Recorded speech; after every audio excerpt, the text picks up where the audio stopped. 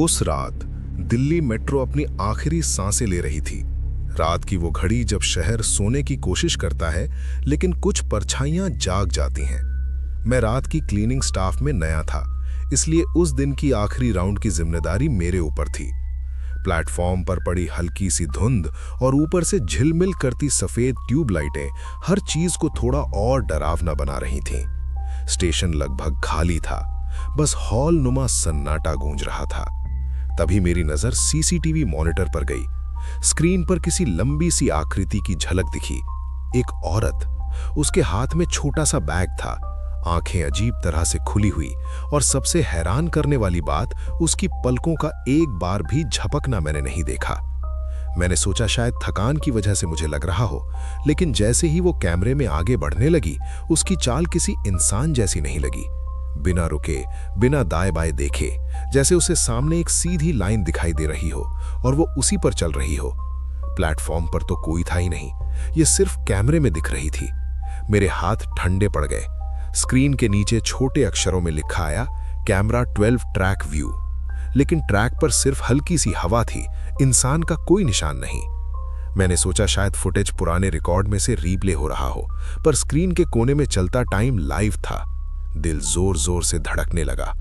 तभी अगले कैमरे में वही औरत दिखी, कैमरा 13 पर, इस बार थोड़ा और करीब। और जैसे ही वो कैमरे के सामने आई, ऐसा लगा कि उसने सीधे कैमरे की आंख में देख लिया हो। उसकी आंखें बिल्कुल सूनी, कोई चमक नहीं, कोई जीवन नहीं। मैंने एक पल के लिए निगलकर सांस रोकी। मैं अकेला था, मेरे पास सिर्फ वॉकी टॉकी था और डर इतना कि शब्द ही नहीं निकल रहे थे। मैंने हिम्मत की और प्लेटफॉर्म की तरफ भागा, लेकिन वहां पहुंचकर मन कांप गया। वहां कोई नहीं था, न कदमों की आवाज, न कपड़ों की सरसराहट, कुछ भी नहीं। लेकिन सीसीटीवी में वो अभी अभी इसी जगह दिखी थी। मैं पीछे मुड़कर देखने ही वाला था कि मेरे मोबाइल की स्क्रीन अचानक अपने आप ऑन हुई और उस पर सफेद फ्लैश की तरह किसी की सिलुएट बनकर गायब हुई, जैसे कोई कोशिश कर रहा हो कि मुझे देख ले या मुझे दिख जाए। मैं वापस कंट्रोल रूम की तरफ भागा, लेकिन एक कैमरे में कुछ ऐसा दिखा कि मेरे कदम वहीं रुक गए।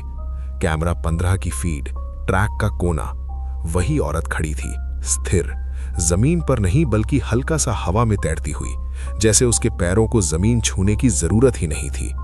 उसकी आंखों में वही खालीपन और चेहरे पर कोई भाव नहीं। उसने धीरे से अपना सिर दाईं ओर घुमाया और मुझे लगा जैसे वो मुझे ही देख रही हो, जबकि मैं कैमरे के पीछे था। दिल्ली मेट्रो के कुछ पुराने स्टाफ ने पहले भी कहा था कि आखिरी ट्रेन जाने के बाद कोई फ्लैश वाली औरत दिखती है, जिसके आने पर स्टेशन की लाइटें एक पल के लिए तेज चमकती हैं और फिर धीमी हो जाती हैं। उस रात मेरे सामने वही हुआ। पूरे प्लेटफॉर्म की लाइटें एकाएक तेज हुईं और अगले ही पल अंधेरा सा फैल गया। सिर्फ इमरजेंसी लाइट्स में स्टेशन नीला नीला चमक रहा था, और उसी नीली रोशनी में मैंने पहली बार उसे असली आंखों से देखा। वो बिल्कुल मेरे सामने थी, न कोई आवाज, न कोई हरकत, बस उसकी आंखें जो अब सीधा मेरी आंखों में घुसी जा रही थीं। मेरे कदम जमे हुए थे, गला सूख चुका था। मैं बोलना चाहता था पर आवाज नहीं निकली।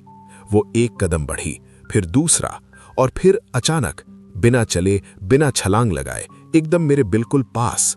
ठंडी हवा मेरे कानों से छूकर गुजरी, जैसे उसने फुसफुसाकर कुछ कहा हो। मैं डर के मारे पीछे गिर पड़ा। जैसे ही मैंने ऊपर देखा, वो गायब थी, पूरी तरह से। इतने बड़े खाली स्टेशन में पूरी तरह से गायब। मैं भागते भागते वापस कंट्रोल रूम पहुंचा और स्क्रीन्स की तरफ देखा।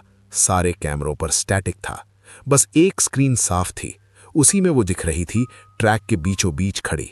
फिर उसने धीरे धीरे अपना सिर ऊपर उठाया, सीधे कैमरे में देखते हुए, और फिर अचानक पूरा कैमरा ब्लैक।